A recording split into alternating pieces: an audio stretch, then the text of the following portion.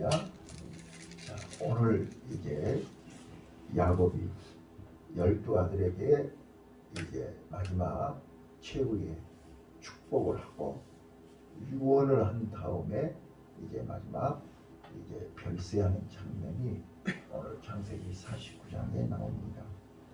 자, 여기 창세기 49장에서 우리가 놓치지 마셔야 될 것이 이제 1절로 2절에 야곱은 12아들을 다 불러 모아놓고 이제 처음 세 아들 레아가 낳은 세 아들 레이는 빠졌으니까요. 레이는 이제 제사장 집하니까 별도로 큰 얘기를 안 하고 르우벤 3절로 4절에 르우벤 장자였죠. 르우벤, 그 다음에 차남 시므온, 그리고 네 번째 유다 8절로 12절까지 이제 세 아들을 먼저 예언을 했고요. 그 다음에 두 번째 13절로 20절까지는 다섯 아들을 이제 예언을 하지요. 스불론, 이사갈, 단, 갓, 아셀 이렇게 20절까지. 그 다음에 마지막 이제 세 아들 21절로 27절 납달리, 요셉, 베냐민 이런 순으로 얘기를 했어요.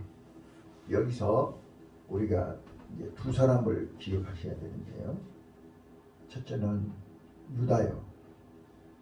8절로 12절까지 유다에 대한 예언을 쭉 얘기하세요. 유다의 이름은 여호와를 찬양하라는 뜻이죠. 하나님을 찬양하는 사람은 그를 통해서 하나님은 큰 족장이 되게 하시고 그로 하여금 왕이 나오게 하시고 좋은 땅을 가나안 땅에 가서 차지할 것을 얘기했습니다. 우리가 잘 아시는 것처럼 유다는 이제 그 삶을 통해서 그는 실수도 했고 그는 넘어지기도 했고 그는 실수도 했지만 그는 하나님 앞에서 형제들과 그 삶을 통해서 하나님 앞에 믿음으로 인정받았습니다. 우리가 잘 아시는 것처럼 요셉이 형들이 죽이려고 할 때 요셉을 구덩이에서 건져낸 사람이 유다입니다. 그리고 이제 식량 구하러 갈 때도 아버지를 설득시키고 아버지에게 내 몸을 담보로 내 자식들을 담보로 베냐민을 데리고 가서 식량을 사오겠다고 했던 사람도 유다입니다. 그리고 베냐민이 요셉의 시험에 의해서 베냐민 자루에서 은잔이 나왔을 때 베냐민을 종으로 삼겠다고 할 때도 베냐민은 아버지께로 돌려보내줘야 됩니다. 베냐민이 붙잡히면 아버지가 돌아가십니다. 내가 종으로 있을 테니 베냐민을 돌려보내달라고 매달렸던 사람도 유다입니다.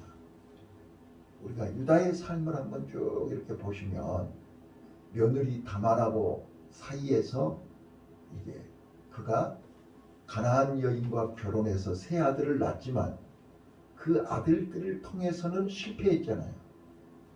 그러나 며느리 다말을 통해서 두 아들을 낳고 그 두 아들을 통해서 메시아가 나오는 거죠.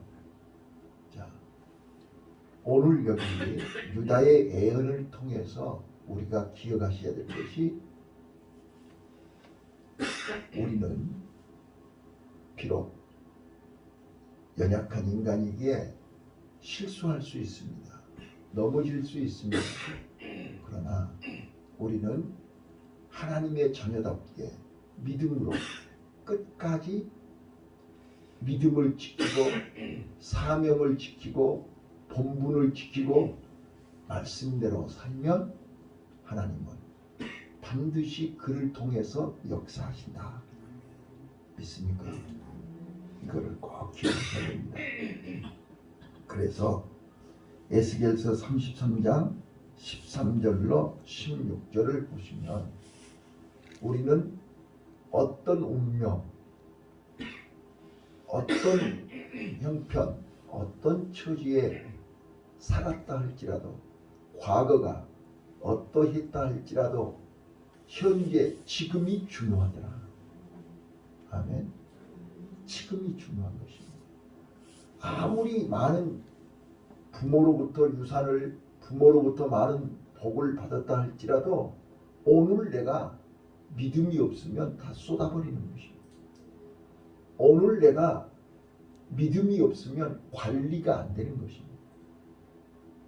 그래서 이게 오늘 두 사람을 기억하라는 것이 뭐냐면 유다와 요셉입니다. 여기 12아들을 축복하는데 유다하고 요셉이 가장 길게 많이 축복을 받습니다. 그래서 유다에 대해서 잠깐 말씀을 드렸고요. 그 다음에 이게 요셉입니다. 유다는 8절부터 12절까지 축복했고요. 요셉은 22절로 26절까지 축복을 했어요. 요셉의 축복 우리 잘 아시잖아요. 담장을 넘는 가지, 무성한 가지, 샘 곁에 담장을 넘는 무성한 가지라고 표현을 합니다. 나무가 샘 곁에 있으면 가장 큰 축복이죠. 네. 우리가 잘 아시는 용문산의 그 은행나무는 바로 깨천가위가 있어요. 그래서 신라시대 때 심어놓은 그 은행나무가 지금까지도 엄청나게 많은 열매를 맺고 있지요. 샘 곁에 심기운 무성한 가지, 담장을 넘어서 많은 사람들에게 영향력을 행사한다 그 말이죠. 오늘 우리는 그런데 우리가 지금까지 이제 37장에서부터 49장까지 오는 과정 속에 요셉의 삶은 결코 순탄하지 않았지요. 요셉의 삶은 고난의 연속이었지요. 그래서 고난을 통해서 하나님은 우리에게 뭘 요구하시던가요? 어제도 말씀드렸습니다. 어제도 말씀드렸지만 우리는 으뜸이 되고자 하는 자는 뭐하라고요? 으뜸이 되고자 하는 자는 모든 사람의 종이 되라. 예. 높아지기를 원하느냐? 낮아져라. 낮아진다는 것이 뭐예요? 종이 되는 것이고 낮아지는 것이 고난을 통해서 우리는 밑에서 고통과 어려움을 견디는 것이 낮아지는 것입니다. 고난을 좋아하는 사람 한 명도 없어요. 낮아지기를 좋아하는 사람 한 명도 없어요. 너나 나나 할 것 없이 다 높아지기를 원하지 낮아지기를 좋아하는 사람은 없어요. 그런데 하나님이 인도하시는 길과 세상이 가는 길은 다르다는 거죠. 그래서 너희는 좁은 길로 가라. 그 길은 찾는 이가 없다. 그러나 그 길은 생명의 길이다. 많은 사람들은 넓은 길을 가기를 원하고 지금도 많은 사람들은 넓은 길을 찾고 있습니다. 그런데 우리는 좁은 길을 가기를 원하십니다. 좁은 길은 고난의 길입니다. 나를 포기하고 내려놓는 길입니다.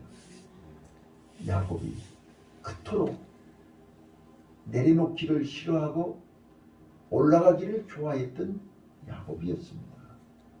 그런데 본인이 안 하니까 하나님이 천사를 보내서 내려놓게 하셨습니다. 그거의 약복강 사건입니다. 그리고 세겜 사건입니다. 철저하게 내려놓게 하셨습니다. 오늘 우리 베델로 올라갈 텐데 우상을 버리고 의복을 갈아입고 마음을 정결케 하고 우리 베델로 올라가자. 이게 바로 창세기 35장 1절부터 주신 말씀이었습니다. 우리는 내려놓는다, 나를 포기한다, 나를 버린다, 낮아진다. 이것이 고난입니다. 고난이 아니면 우리는 내려가지를 못합니다. 포기하지 못합니다. 그래서 예수님이 너희가 나를 따라오려거든 자기를 부인하고 십자가를 지고 따라오라. 이게 고난의 길이요 좁은 길입니다. 그런데 우리가 믿음의 분량이 없으면, 믿음이 없으면 이 말이 이해가 되지 않습니다. 이 말이 깨달아지지를 않습니다. 자, 이스라엘 백성들이 광야에서 40년 동안 광야길을 걷는 것이 고난의 길이었습니다. 근데 그 고난의 길을 걸으면서 그들은 단 한 번도 감사하지를 못했습니다. 왜 우리가 이 사막길을 걸어야 돼요? 아무것도 보이지 않고 아무것도 할 수 없는 막막한 이 사막길을 하루 이틀도 아니고 매일같이 40년을 그들은 지쳤습니다. 매일같이 먹는 것 또 먹어야 되고 가는 길 또 가야 되고 아무것도 소망이 없었습니다. 그래서 그들은 차라리 이럴 바에는 애굽으로 돌아가자. 애굽에서 종생하려는 것이 낫지 이게 뭐냐 이거.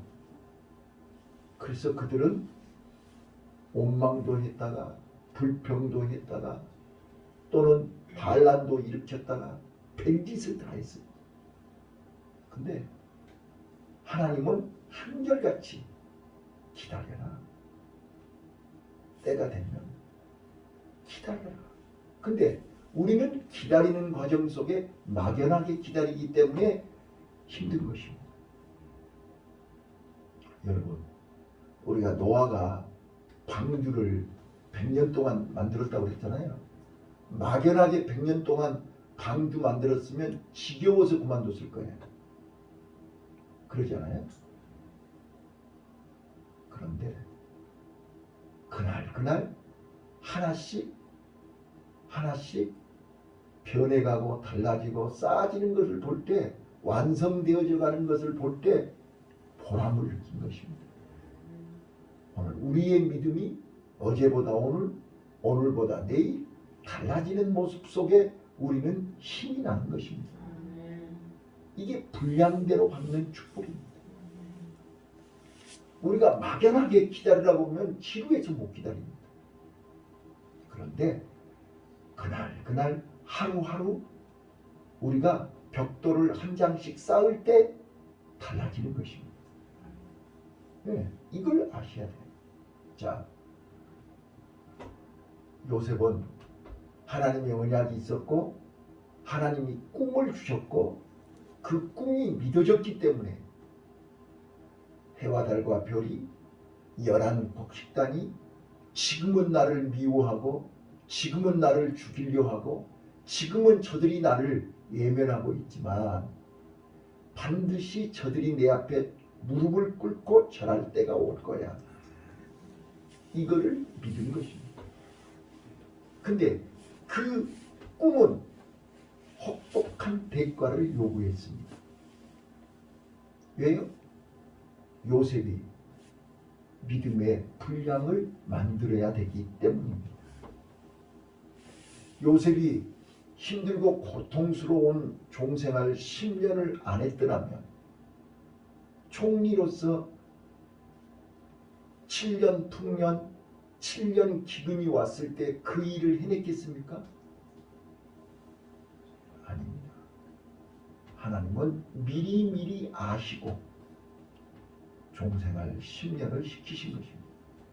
제가요 어제 검찰청에서 상담을 하는데 어제는 가자마자부터 줄서 기다리고 있어가지고 올 때까지 계속 상담을 했어요. 그런데 너무 감사한 거는요. 내가 옛날에 노조위원장 3년 한 거 아시잖아요. 그 노조위원장 3년 할 때 힘들었지만 보람도 있었고 힘들었지만 많은 것을 경험했어요. 그때 내가 젊은 나이에 아무것도 모르는데 그 노조위원장 하면서 많은 걸 배웠거든요. 근데 그때 배운 거를 지금 써먹는다니까요. 네. 회사에서 있었던 얘기, 또 상사하고의 관계, 또 무슨 어떤 분은 자기 조직의 장애인협회 회장이 불법을 하고 있는데 그거를 고발하겠다고 왔어요. 그래서 내가 선생님 이거는 아무렇게나 고발이 되지 않습니다. 정관을 가지고 오셔서 정관에 어떤 것들이 기록되어 있는지를 보고 그 정관대로 안 했을 때 형사고발할 수 있습니다. 그랬더니 깜짝 놀라는 거예요. 그래서 그 정관을 가지고 다음에 오시면 제가 그걸 보고 구체적으로 설명을 드리겠습니다. 이렇게 얘기했어요. 우리는 내 마음대로 내 뜻대로 안 된다고 해서 무조건 다 고발할 수 있는 게 아니에요. 할 수 있는 일이 있고, 그러니까 뭐라고 하냐면 이제 이런 거예요. 하나만 얘기할게요. 도봉구청에서 120명 무료 급식을 하고 돈이 나온다는 거예요. 그런데 120명한테 식대를 2,000원씩을 받는다는 거예요. 무료로 주라 했는데 2,000원씩을 받는다는 거예요. 그러면 2,000원씩 120명한테 받으면 돈 얼마예요? 계산 나오죠? 자, 근데 그 돈을 어디다 썼냐 물어봤더니 협회장 판공비로 썼다. 그 판공비를 어디다 썼냐? 자기 회사가 포천에 있는데 포천 왔다 갔다 하는 기름값으로 80만 원을 썼다. 이런 내용이에요. 자, 여러분 봐보세요. 오늘 우리는 하나님이 나를 왜 뜬금없이 노조위원장을 3년을 시켜가지고 온갖 것을 다 경험하게 하시더니 그 경험이 오늘 상담하는 데 써먹는 거예요. 요셉이 종생활 3년, 10년 힘들게 했어요. 그리고 억울하게 감옥살이 3년 했어요. 근데 그거이 총리가 되니까 다 써먹는 거예요. 아멘. 그러니까 지금 우리가 겪고 있는 고난, 지금 내가 겪고 있는 광야 체험, 이 모든 것은 결코 헛된 것이 아니라는 거예요. 이것들이 다 앞으로 우리가 하나님이 주신 은혜, 하나님이 주신 축복을 관리하고 누리는데 다 유용하게 쓰임받더라. 자, 그래서 오늘 이제 이 본문을 통해서 우리에게 주는 교훈 세 가지만 얘기할게요. 첫 번째, 애언은 절대 운명이 아니다. 아멘. 절대 운명이 아닙니다. 애언대로 100% 된 게 아니라 그 말이에요. 아무리 애언이 그렇게 됐다 할지라도 내가 믿음으로 말씀대로 몸부림치면 하나님은 그 믿음을 보시고 축복을 하시더라. 아멘. 에스겔서 33장 13절로 16절에 그렇게 써졌어요. 두 번째입니다. 하나님은 분량대로 축복하신다. 구원은 하나님의 전적인 은혜입니다. 행위로 구원받을 수 없습니다. 그러나 축복은 분량대로 받습니다. 믿음이 없이는 행함이 없습니다. 믿음이 없는 사람이 많이 심을 수 없습니다. 구원은 하나님의 전적인 은혜지만 축복은 분량대로, 믿음의 분량대로 받는다. 그래서 시편 81편 10절에 보시면 너희는 입을 크게 열라. 입을 크게 연다는 것은 믿음이 없이는 입을 크게 열 수 없습니다. 믿음이 없이는 기도할 수 없습니다. 믿음으로 우리가 하나님의 약속을 믿고 입을 크게 열면 채우시는 이는 하나님입니다. 마지막입니다. 요셉을 보면서 고난도 축복이 됩니다. 우리는 고난만 보면 저주받았다고 그러고 불행하다고. 아니요.